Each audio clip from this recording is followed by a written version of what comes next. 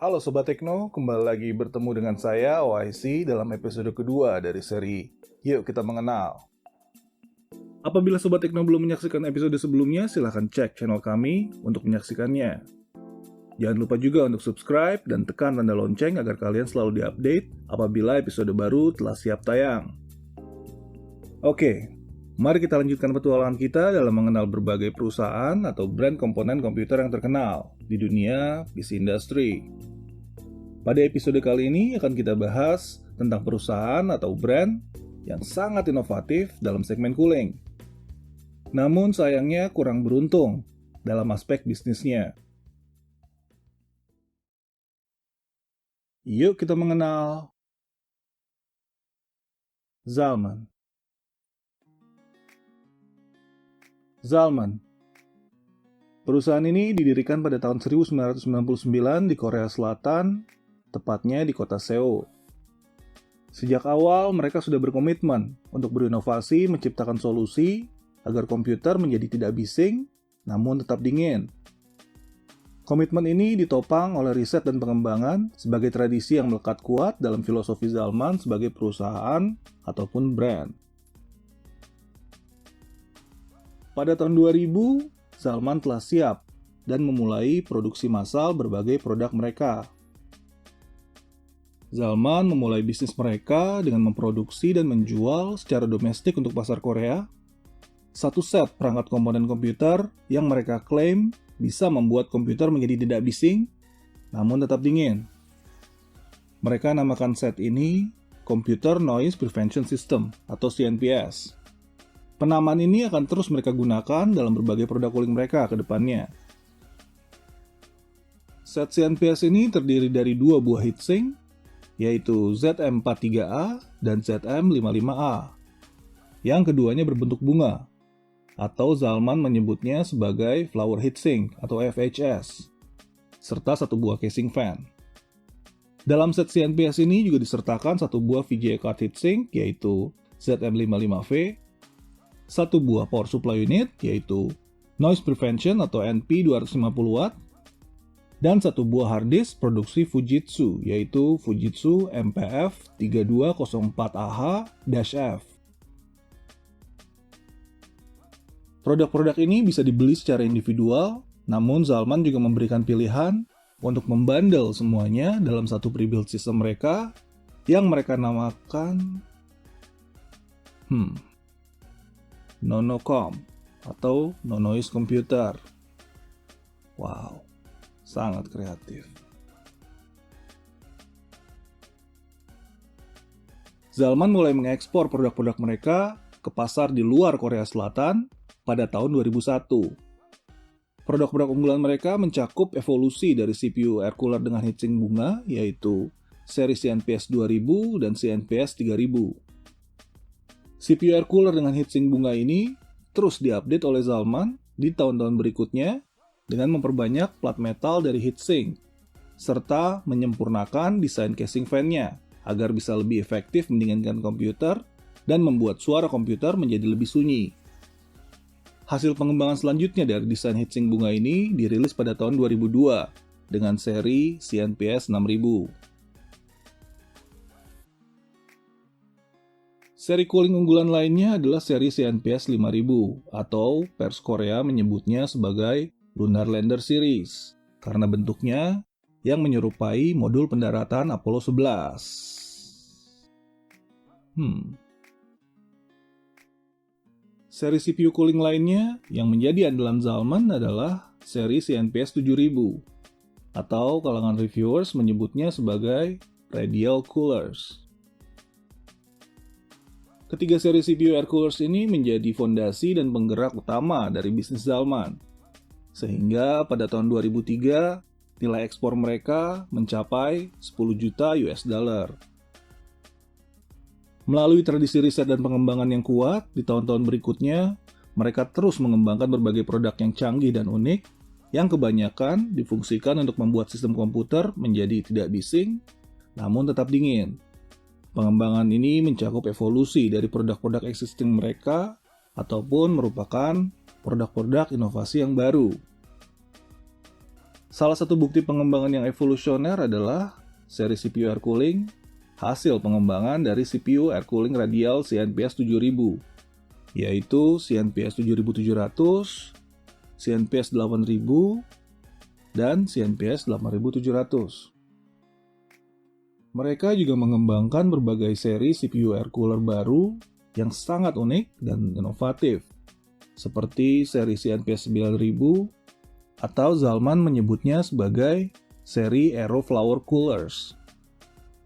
Seri ini dengan cepat menjadi legendaris karena desainnya yang unik dan kemampuannya dalam membuang panas CPU dengan tidak bising diakui oleh banyak reviewers.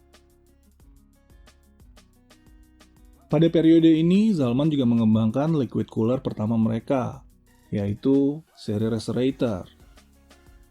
Mungkin sebelumnya harus diingat bahwa pada tahun 2004, All-in-One Water Cooler atau AIO belum sepopuler sekarang. Produk pertama mereka di segmen ini yaitu Reserator 1 menerapkan sistem passive water cooling, di mana panas dari CPU dan GPU dibawa oleh air yang disirkulasikan keluar casing komputer menuju tower Reserator yang berfungsi untuk mendisipasi panas melalui permukaan luarnya sebagai heatsink. Keseluruhan sistem ini bekerja tanpa menggunakan fan sehingga tidak bising. Meskipun pada tahun 2006, Zalman juga merilis ZM RF1 sebagai add-on fan kit untuk lebih efektif dan lebih cepat membuang panas dari tower Reserator. Pada tahun-tahun selanjutnya, Zalman terus mengembangkan seri Reserator ini dengan berbagai produk-produk liquid cooler yang tak kalah inovatifnya.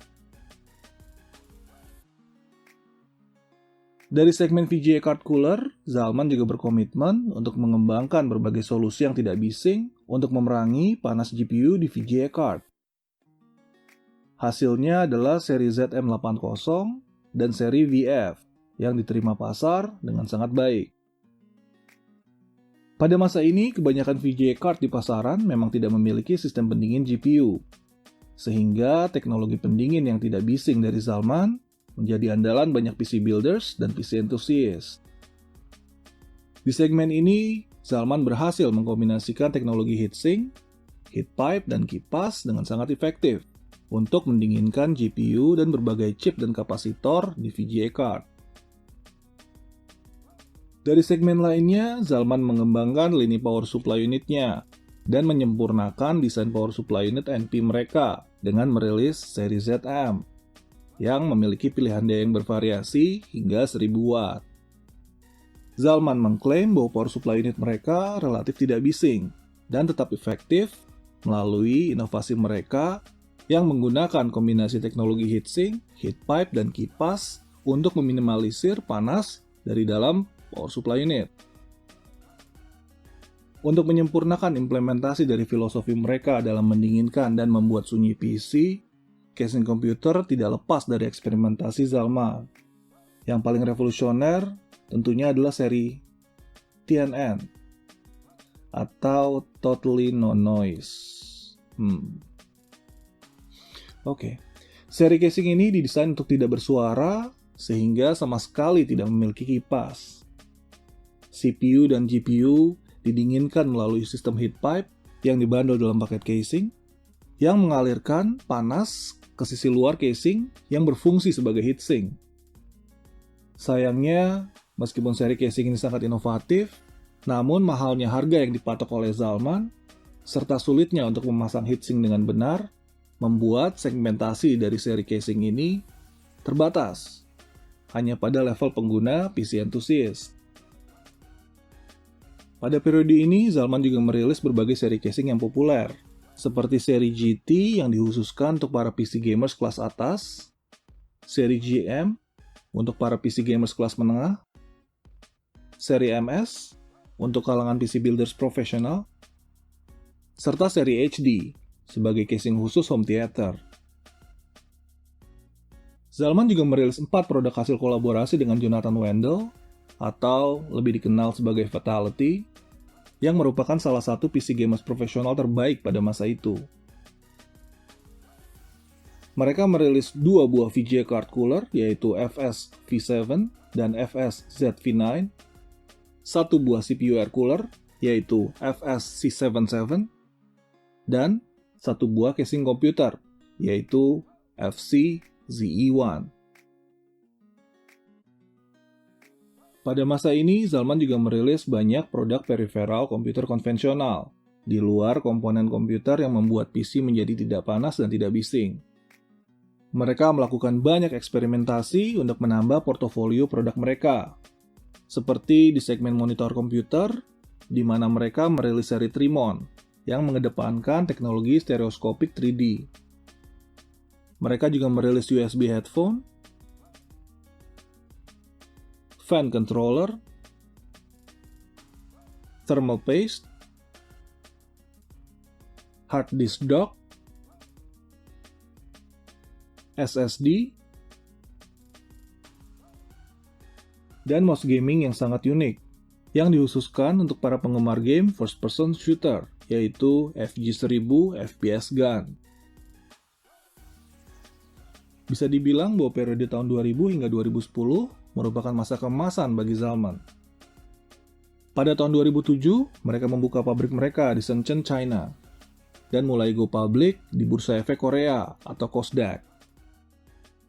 Pada tahun 2008, nilai ekspor mereka mencapai 50 juta US dollar. Keberhasilan Zalman ini bisa dibilang berpondasikan tradisi mereka yang mengedepankan riset dan pengembangan.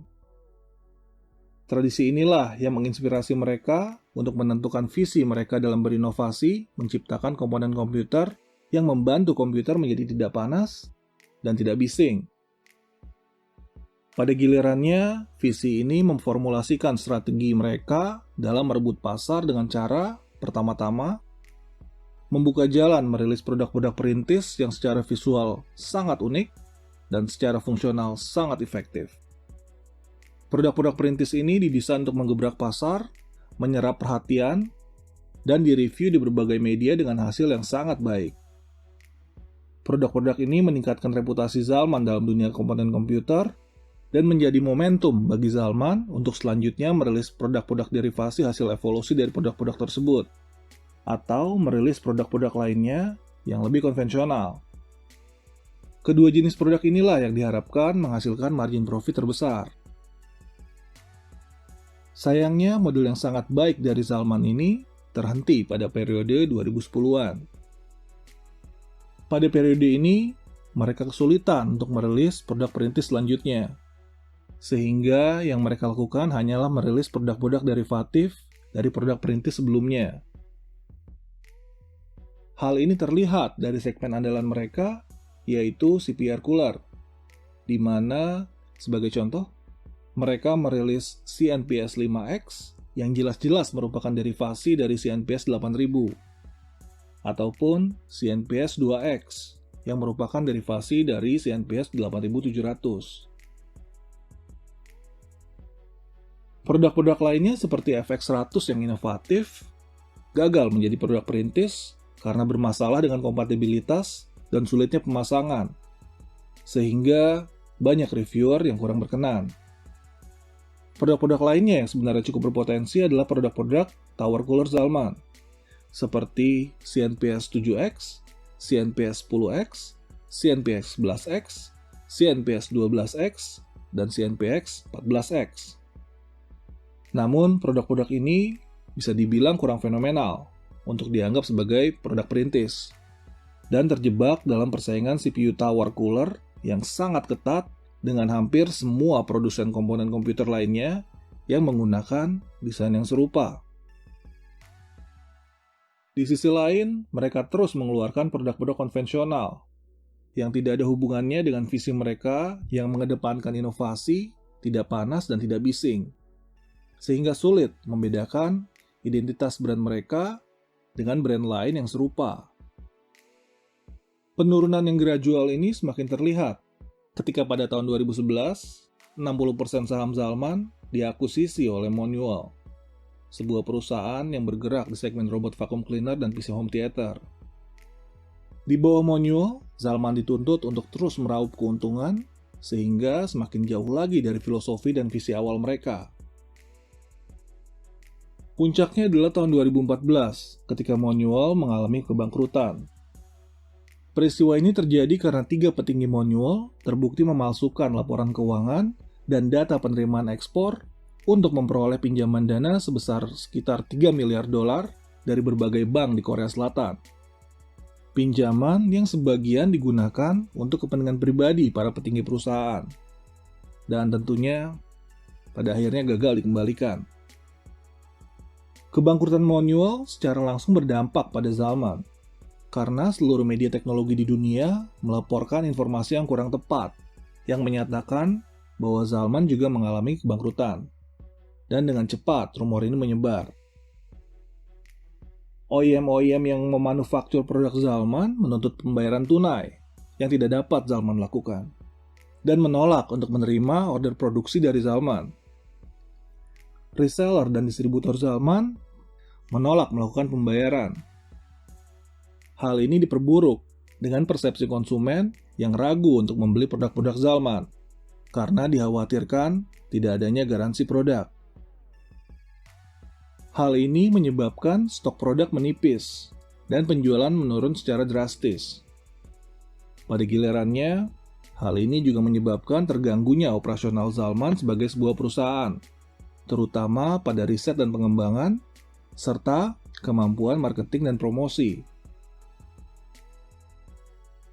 Untuk menyelamatkan perusahaan, mereka harus melakukan berbagai penyesuaian, terutama dengan pengurangan karyawan, dari 150 orang menjadi 50 orang. Hal ini sangat mengurangi efektivitas dan efisiensi internal mereka sebagai sebuah perusahaan. Salman juga segera mengeluarkan memo ke berbagai media untuk membantah rumor kebangkrutan mereka. Mereka juga mengurangi segmen produk mereka menjadi hanya produk-produk coolers, casing komputer, power supply unit, serta input devices. Di sisi lain, mereka masuk ke program restrukturisasi pemerintah Korea Selatan dan mundur dari Bursa Efek Korea.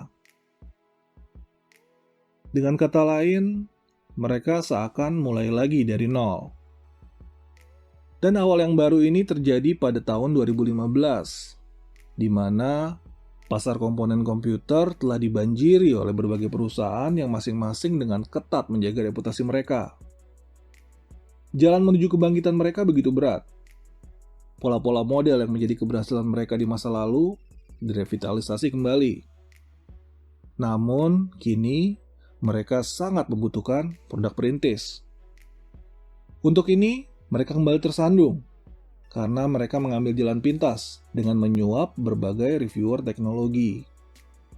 Hal ini malah semakin memperburuk reputasi mereka, seperti yang dialami secara langsung dan diungkapkan oleh Steve dari Gamer Nexus. The last time we worked with Zalman on a review ended with the company attempting to purchase ads from us in exchange for taking down the review. That was for the company's Zalman R1 case, which we published in 2015 and which, by the way, remains available online. We later published a piece called The Slimy Underside of the Hardware Industry, which had some unnamed companies in it. But anyway, that was all just 6 months after Zalman defaulted on a 3 billion won loan and had its export and accounting documents allegedly forged by its parent company, done to fake higher profits than reality and to receive large bank loans. That phone call we received was also right around the time that Zalman's former parent company, Monwall, had its CEO sentenced to a then record-setting 23 years in prison in Korea for defrauding banks for loans. The parent company owed over $31 million in damages, folded, and left Zalman unsupervised to try and fix its reputation. Zalman apparently thought that the best way to do that was to offer a $500 ad purchase in exchange for taking down a review. So we swore them off and never worked with them again. And that review remains live to this day. Sedikit harapan hadir pada pertengahan tahun 2020 ketika salah satu produk unggulan mereka yaitu CNPS 20X menjadi trending sebagai Noctua Killer. Performanya bisa dibilang menyaingi atau bahkan melebihi performa dari Noctua NH D15 yang disanjung-sanjung oleh mayoritas reviewers teknologi sebagai rajanya dari CPU air cooler. Zalman sebenarnya bisa memanfaatkan hal ini dan menjadikan CNPX 20X sebagai produk perintis Zalman yang baru untuk mengembalikan reputasi mereka. Lalu bagaimana geliat Zalman di Indonesia?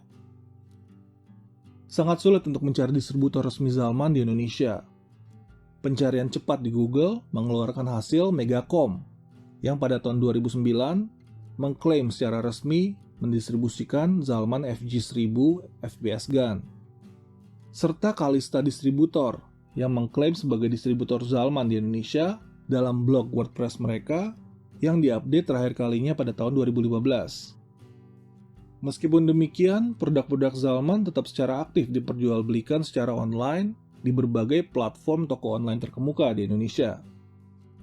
Satu hal yang menarik adalah adanya kemungkinan bahwa produk-produk Zalman diproduksi di Indonesia. Hal ini bisa ditemukan pada salah satu thread di Kaskus jual beli yang menawarkan casing Zalman Z9 sisa ekspor secara grosir pada tahun 2018. Salah satu thread di Alibaba juga mengeluarkan hasil Elektra Persada dari Indonesia sebagai salah satu supplier produk-produk Zalman. Sebagai penutup, tradisi Zalman sebagai perusahaan yang mengedepankan riset dan pengembangan menjadikan mereka sebagai inovator di dunia komponen komputer. Namun, berbagai kemalangan secara bisnis bisa ditanggulangi apabila mereka tetap berpegang teguh pada visi awal mereka, yaitu inovasi, tidak panas, dan tidak bising, yang kini sangat didambakan oleh kebanyakan PC builders di dunia. Dalam hal ini, kesempatan menempatkan CNPX 20X sebagai produk perintis yang baru harus mereka manfaatkan secara maksimal. Semoga saja ke depannya Zalman bisa kembali sukses dalam membuat produk-produk inovatif yang membuat komputer menjadi tidak panas dan tidak bising.